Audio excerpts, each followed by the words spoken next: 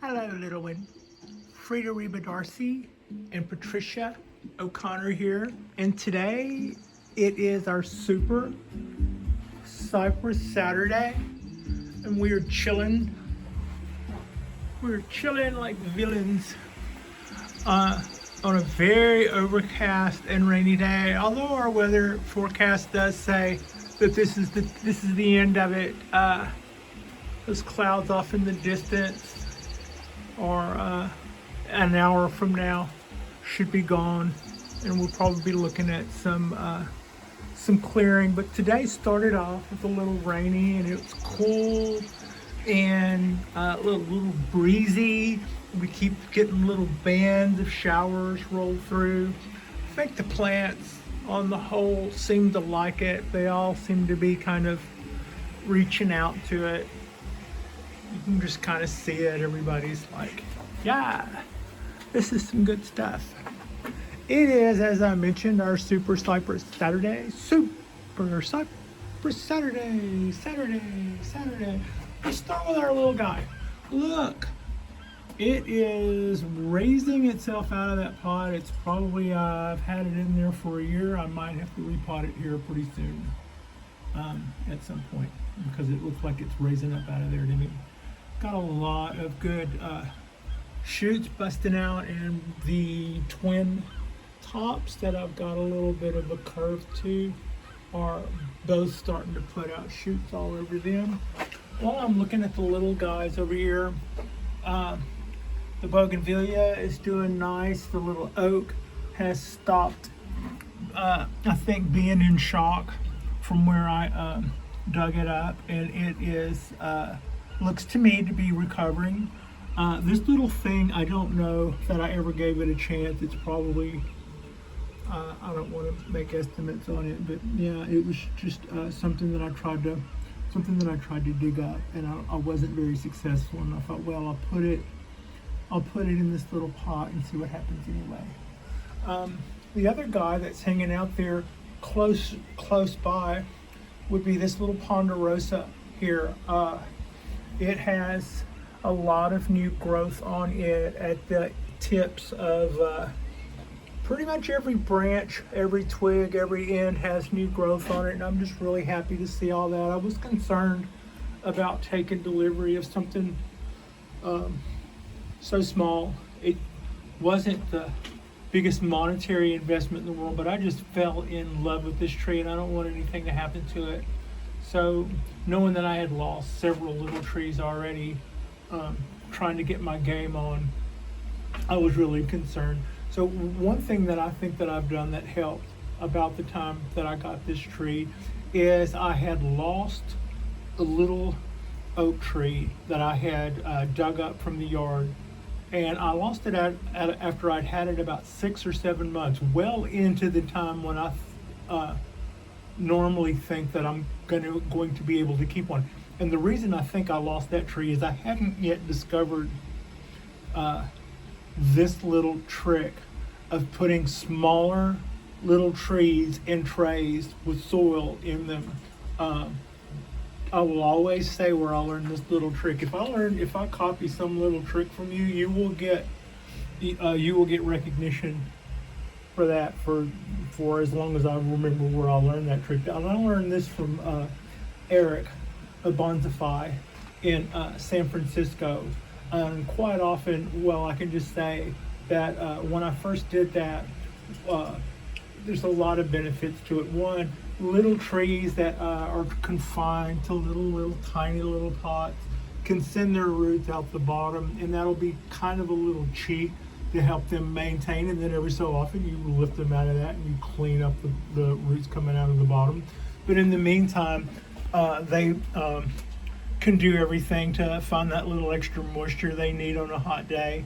But the other thing, and I didn't think that the ponderosa would send roots out of the bottom of the tray. I mean, probably eventually if given enough time, but they grow so slow. That wasn't the reason at the time I put it in there. I put it in there because I was afraid of that tiny little pot absorbing too much heat if it were on the rail. And at the time, this copper was new and especially shiny. So everything was getting a little bit more kickback, and everything I think was warming up a little bit. I had to mist the pots, and by the end of the summer, as the heat went up, the copper began to tarnish in some. I had noticed that even with the temperatures climbing, that I wasn't having that cooking effect quite as much. But that was on the larger trees. This one, my 17-year-old from seed, still being borderline. On sunny days, I will check the warmth of it, and the outside edge that faces the sun can be quite a bit warmer, which is to say that also that I would assume that the roots are quite a bit drier on that side.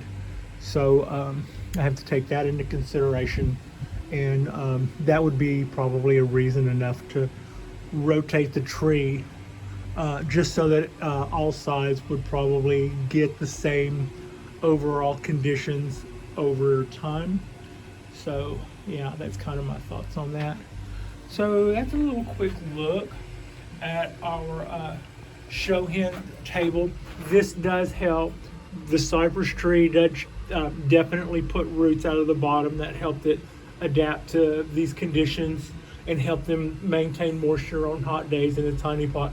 Same with the bougainvillea, and it was prolific about putting roots out of the bottom, and it definitely gave this tree a little uplift about the time that it was make or break time when it comes to the little tree being transplanted into that tiny little pot. And those roots, bougainvillea roots, are just like glass. So this guy also got transplanted last year, and it's putting out new growth, and it looks like it's pretty happy. I think I've gotten some sort of balance on it to where I've figured out what I'm doing a little better. And other than that, the wisterias are thriving. The oaks, plural, are my big oaks, plural, are thriving. This guy got sick last year, and we suffered quite a bit of dieback. We lost some big branches, but nothing that isn't coming back with the vengeance, which of course we're happy to see. And in keeping with the way we grow things here, we're not going to prune any of that back for a while. We're going to let everything grow out and flourish, and then later on, when everything kind of goes into its summer slowdown, but is well hardened off, we'll probably prune back some of those branches so that when everything warms up again, maybe we'll get a second push out of everything, get some secondaries going. But yeah, to some extent, this tree, I'm really happy with.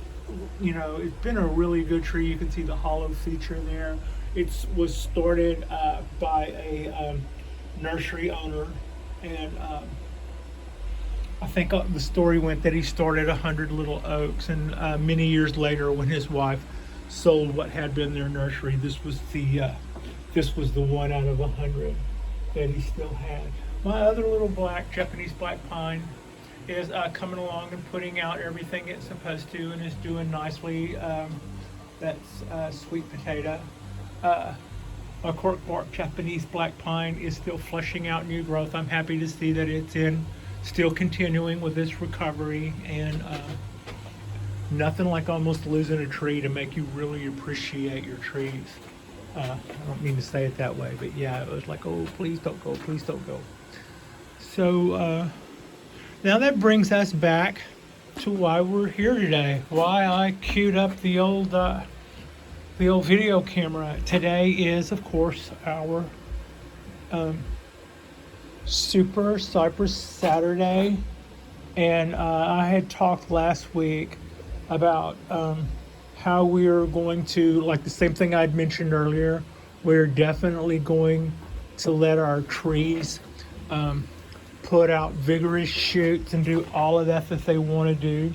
And throughout the year, we're not going to go pruning back everything like every 6 weeks the way I had used to do before. I mean, You know, it's like if you're okay at flower decorating or whatever, then it's not really that hard to pick up some shears and say, ah, I can make this look, I can make this whole tree and this whole tree and this whole tree look a little less ratty and unsightly in 5 minutes. And now, you know, just in the last couple of years or so, I've come to realize that even though you may or may not have a knack for that, you may be doing that at your tree's peril. And other people who don't do that, who really know what they're doing and practice technique and timing, will get better results faster. So, kind of watching videos long enough to see that for myself on other people's projects, and has really kind of brought that around. I'm pretty excited about everything we have going here. I'm going to grab the shears and see. As far as everything here looks to be doing really well. I had cut back. I think I had a shoot here and a shoot here, and I think the same thing here. These are both bifurcated out this way as well as this way, so I cut the top and bottom. And the reason is I don't want anything to make really big knots. I did throw a little wire on that. It's not around there tight. It's just kind of trying to act as the guide at this point for the little soft soon-to-be leaders. It's really easy for them to flop over. It's really easy for them to just decide that this light is brighter than that one and hug this one for a minute on a cloudy day. So the little wire keeps us going kind of in the right shape. It's not on there very tight. Trying to wire that on there tight would probably tear up more stuff, but I didn't want that to harden off in some big huge banana shape to start off with. Same here. That one was really trying to do that more. It was this leader was trying to do a banana shape, and so I threw the wire on there and then decided to do the same as far as that's concerned. But today, this will be the leader for that one, but I will have to make the same decision, because as you see, if this is going to be our leader, that breeze feels so nice. If that's going to be our leader, we're looking at 1, 2, and that's a little ways down, but that's still pretty close.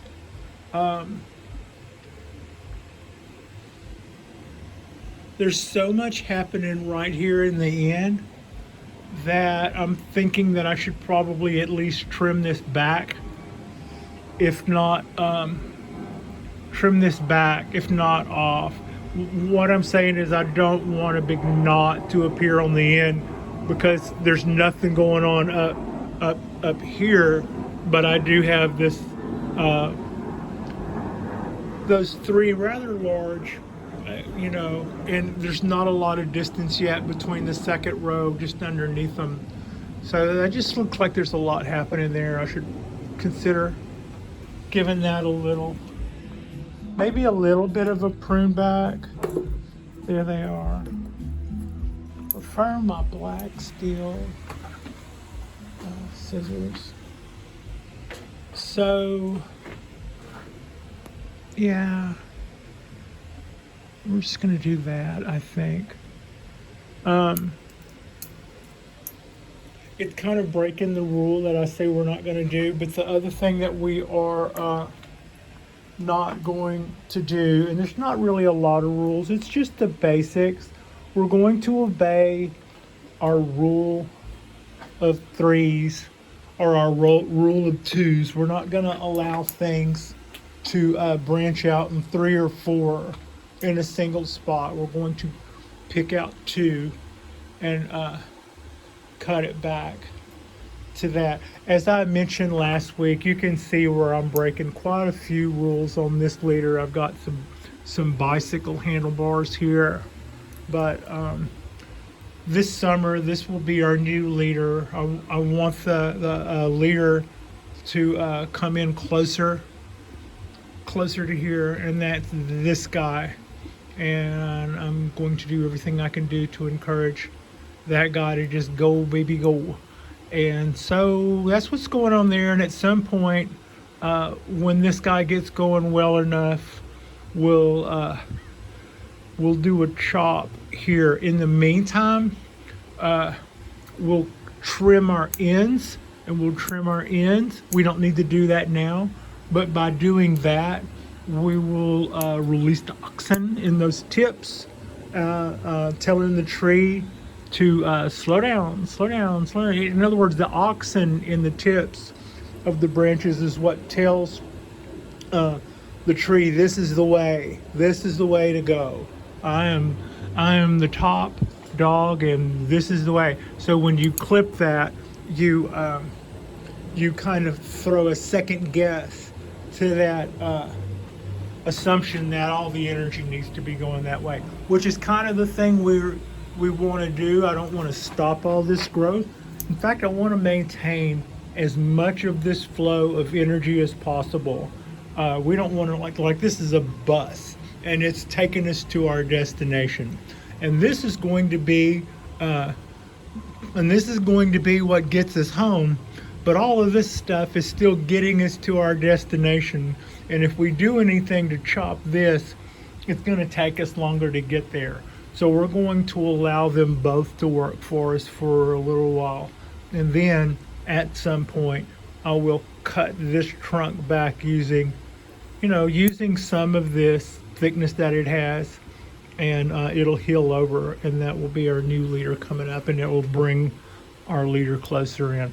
And that'll probably be the base of that one, and it will be like I've also mentioned last time, that will make the leader on the front, this be in the front of the trees.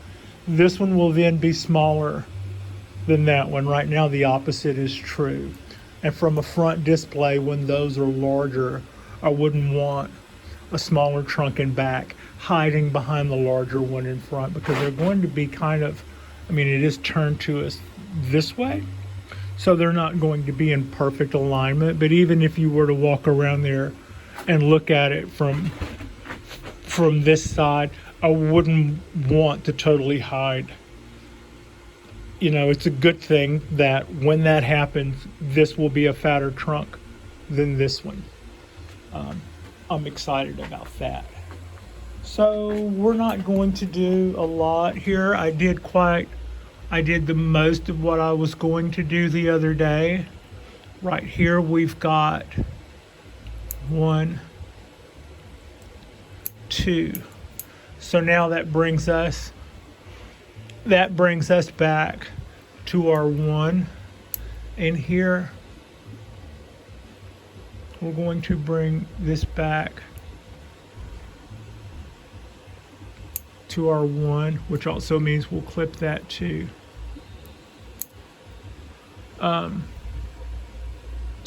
So this will be that branch. I don't see this doing a lot. Well, it can continue what it's doing. That's fine. This will probably be encouraged to go out more. I don't know. I'm not crazy about either one of those. This one is coming out of the bottom, and this one's coming out of the top. Another rule that we would be breaking is we've got potential windmill here. I've got to branch out the side in a good place. I've got not really a whole lot on this side coming out in a good place yet, but I've got one coming straight out of the top. At this stage in the game, I don't know. At this stage in the game, I'm not going to do anything about that. We're just letting things speed up. But I will have to think about that. 1, 2, 3 branches right here. You know what? That's true. That would just make a knot. If I do this, that'll increase the energy to the things that I didn't just put a snip to.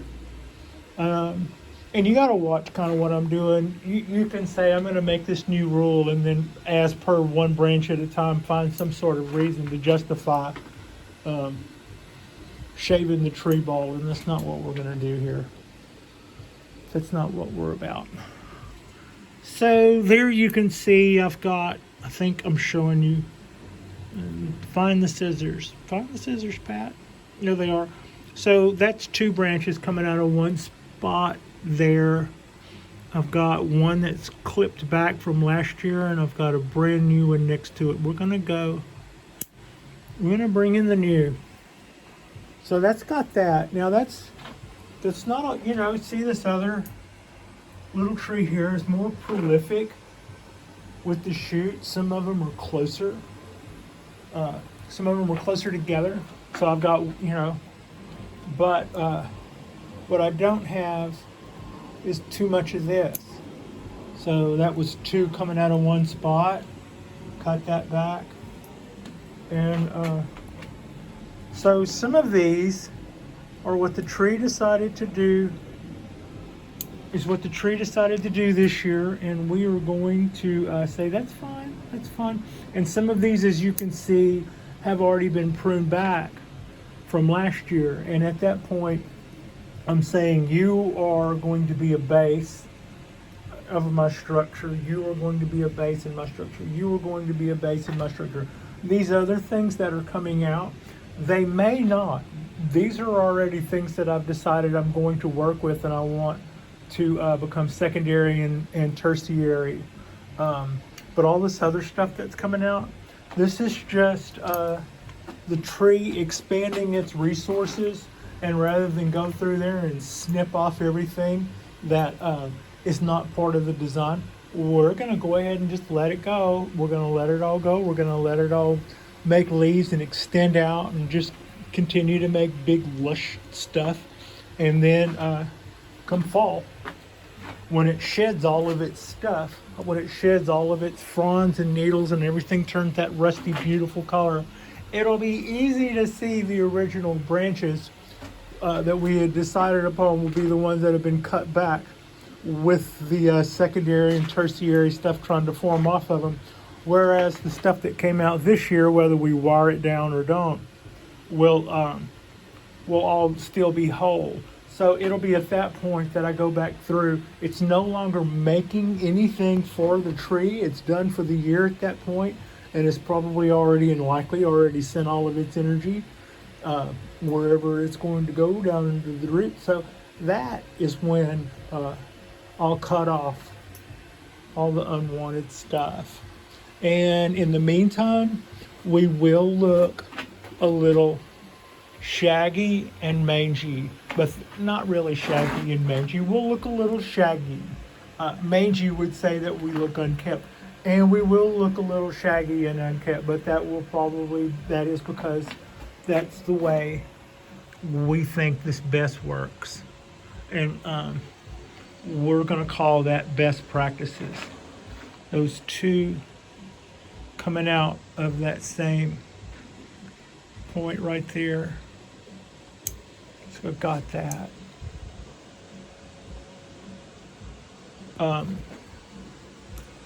So that's just a little cleanup.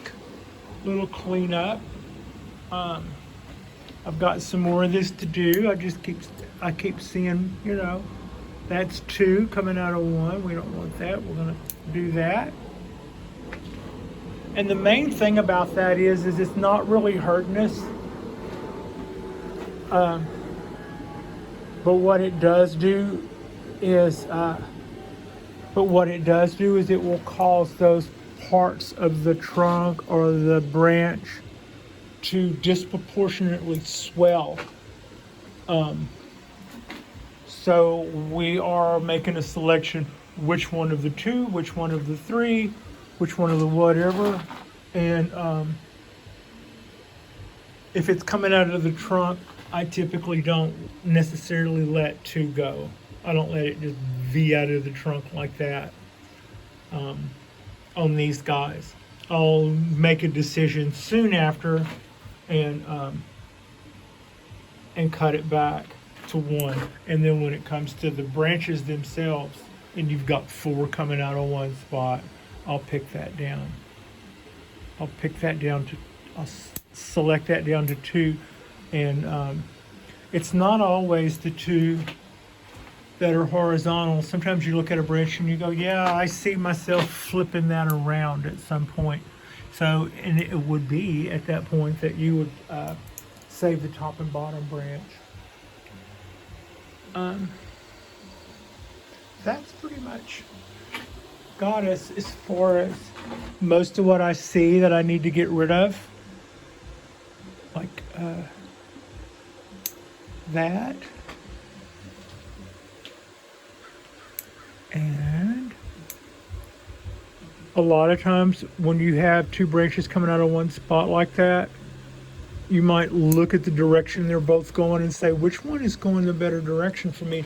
But I also look at their tendency to sort of point up or point down. Does that help? And then I also think about which one is the thicker or smaller, and quite often I will cut the bigger because we're in the small business here. So yeah, loving this weather actually. Look at that. I don't know if you guys can see the crow hanging out on the crest of that building. Skies off in the distance are looking grayer and grayer. But just past that is the end of this little cloud mass, and probably by the next hour and a half or so, we'll be looking at scattered skies.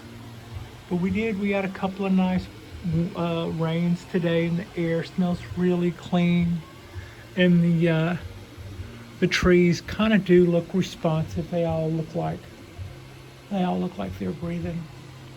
I'm in my flannels, probably will be all day. I've checked the fridge, I've checked all the other stuff. We need absolutely nothing. I gotta love that. Frida loves that. I know she likes it when I don't. She would rather go than stay, but she would rather be home than go. I mean, she's like the most non-goingest dog I've ever seen. But then she did do her time. Frida and I did Lyft for 9 months. We were working this time last year in the city of San Francisco, driving for Lyft. And yeah. So that's pretty much us for our little bit of cleanup on our cypress trees. The other little part of the rule we would be concerned with is on most of the time, you would cut anything going straight up, or you cut anything going straight down. You cut anything that crosses. You cut anything down to 2 if it's 3 or 4. And those are your little basic rules there when it comes to trimming your trees back. It's not really too complicated. But aside from those couple of rules, we're not just going to trim everything back to aesthetics, or that's just going to get a little bit fuller and a little bit harder to see the trunk structure as we go. But that's all part of it. That's the way we're doing it this year. Like and subscribe if you have not already. That helps the old algorithm. And I appreciate you, and Frida appreciates you. And I hope you have a fantastic weekend, and we will be dropping another one of these mañana, tomorrow, Sunday. Yeah. Thank you so much for watching.